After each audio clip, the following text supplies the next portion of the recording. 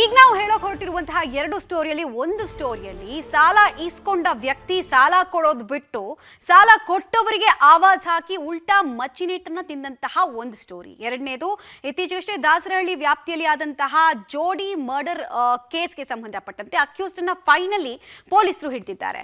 ಎಲ್ಲಿ ಆತ ಕೊಲೆಗೆ ಕೊಟ್ಟಂತಹ ಕಾರಣ ಏನು ಅನ್ನೋದರ ಡೀಟೇಲ್ಸ್ ಅನ್ನ ಬನ್ನಿ ನೋಡ್ಕೊಂಡು ಬರೋಣ. ನಡು ರಸ್ತೆಯಲ್ಲಿ ಅಟ್ಟಾಡಿಸಿ ಉಲ್ಟಾ ಮಚ್ಚಿನಿಂದ ಹಲ್ಲೆ, ಕಾಸು ಕೊಡದವನಿಗೆ ಬಿಸಿ ಬಿಸಿ ಕಜ್ಜಾಯ ಕೊಟ್ಟ ಗ್ಯಾಂಗ್. ಈ ವಿಡಿಯೋ ನೋಡಿದ್ರೇನೆ ಎಂಥವರಿಗೂ ಭಯವಾಗುತ್ತೆ. ಬಾಣಸ್ವಾಡಿ ಪೊಲೀಸ್ ಠಾಣಾ ವ್ಯಾಪ್ತಿಯ ನಡು ರಸ್ತೆಯಲ್ಲಿ ಶೋಯಬ್ ಎಂಬಾತನನ್ನ ಅಟ್ಟಾಡಿಸಿ ಮಾರಕಾಸ್ತ್ರಗಳಿಂದ ಹಲ್ಲೆ ನಡೆಸಿತ್ತು. ಹಲ್ಲೆಗೆ ಒಳಗಾದಂತಹ ಈ ಶೋಯಬ್ ದಾವೂದ್ ಎಂಬಾತನಿಗೆ 1.7 ಲಕ್ಷ ಹಣ ಕೊಡಬೇಕಾಗಿತ್ತಂತೆ. ಹಣ ನೀಡುವಂತೆ ಕೇಳಿದ್ದಕ್ಕೆ ಶೋಯಬ್ನೇ ದಾವೂದ್ ಮೇಲೆ ಮಚ್ಚಿನಿಂದ ಹಲ್ಲೆ ಮಾಡೋಕೆ ಬಂದಿದ್ದಂತೆ.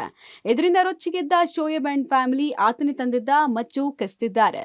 ಬಳಿಕ ದಾವೂದ್ ಮತ್ತು ಸಂಬಂಧಿಕರೇ ನಡು ರಸ್ತೆಯಲ್ಲೇ 10 ಬಾರಿ ಉಲ್ಟಾ ಮಚ್ಚಿನಿಂದ ಶೋಯಬ್ ಮೇಲೆ ಹಲ್ಲೆ ಮಾಡಿದ್ದಾರೆ.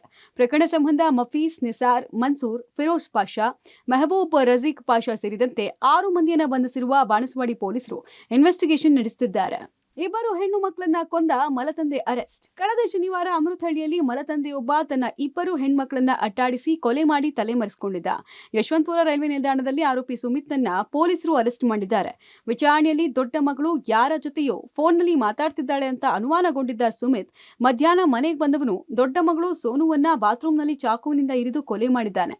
ಚಿಕ್ಕ ಮಗಳು ಸೃಷ್ಟಿಯನ್ನ ಬೆಡ್ರೂಮ್ನಲ್ಲಿ ಕೊಂದಿದ್ದ. ಕೊಲೆ ಮಾಡಬೇಕು ಅಂತಾನೆ ಚೈನೀಸ್ ಶೆಫ್ ನೈಫ್ ತಂದು ಮಕ್ಕಳನ್ನ ಭೀಕರವಾಗಿ ಕೊಂದು ಪರಾರಿಯಾಗಿದ್ದ. ಸದ್ಯ 2 ಕೇಸ್ಗಳಲ್ಲಿ ಆರೋಪಿಗಳನ್ನ ಅರೆಸ್ಟ್ ಮಾಡಿರುವ ಪೊಲೀಸರು ತಮ್ಮದೇ ಭಾಷೆಯಲ್ಲಿ ಡ್ರಿಲ್ ಮಾಡ್ತಿದ್ದಾರೆ. Narasimhamurthy, crime bureau, public TV, Bengaluru.